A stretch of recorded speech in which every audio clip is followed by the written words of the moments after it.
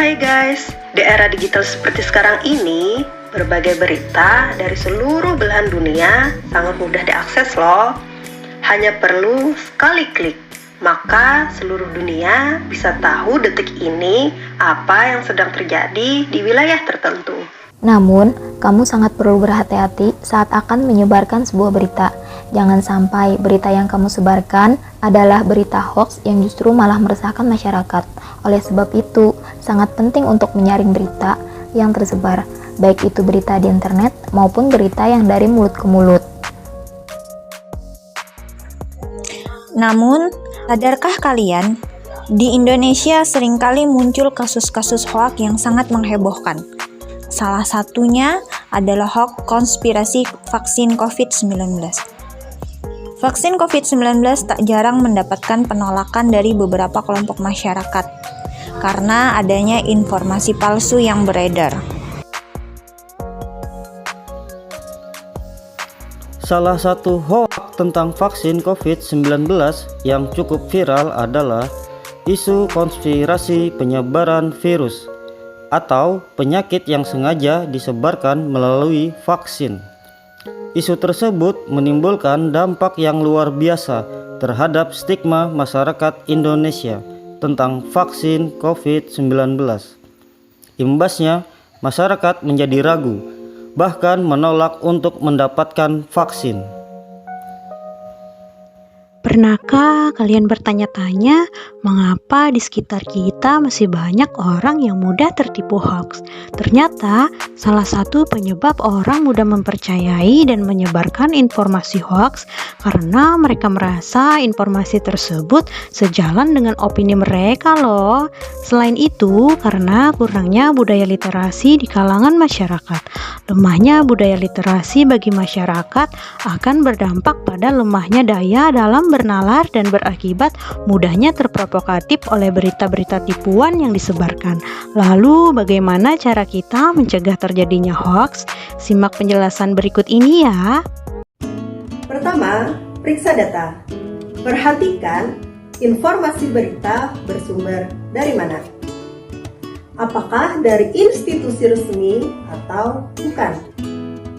Sebaiknya jangan mudah percaya apabila hanya berasal dari satu sumber.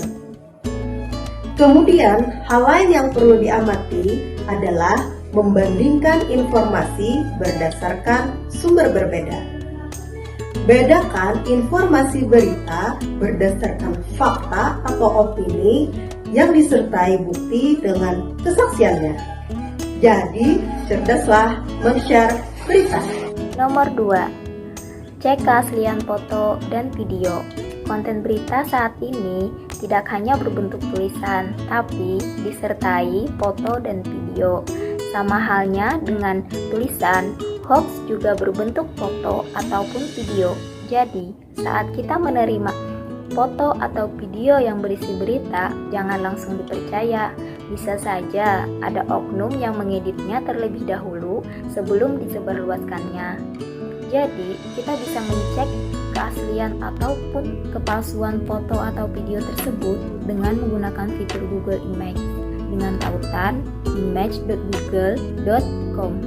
Nomor 3. Ikut grup diskusi. Kita dapat bergabung dalam grup anti-hoax yang sudah banyak terdapat di media sosial, baik itu dari Facebook, Instagram, Twitter, dan WhatsApp. Dengan begitu, kita dapat mengklarifikasi berita yang kita baca merupakan berita hoax atau bukan. Dan yang keempat, hati-hati dengan judul provokatif. Sebelum membaca berita, pasti kita membaca judulnya terlebih dahulu. Bisa dikatakan judul itu seperti pintu masuk. Wajar saja banyak berita yang menggunakan judul clickbait untuk memancing rasa penasaran pembaca. Dan seringkali judul itu tidak sesuai dengan isi artikelnya. Jadi, kalau kita melihat judul yang terlihat agak aneh atau terlalu berlebihan, dibaca dahulu isi artikelnya ya sebelum dikonsumsi informasinya.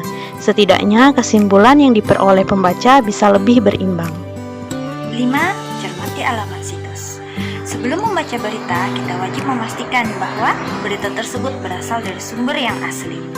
Sangat disarankan untuk membaca berita dari berbagai sumber agar menambah sudut pandang kita mengenai berita tersebut. Pastikan bahwa berita tersebut berasal dari situs resmi pers. Yuk, pastikan dahulu berita atau informasi yang kamu dapatkan bukan sebuah hoax. Stop hoax, cukup sampai pada Anda.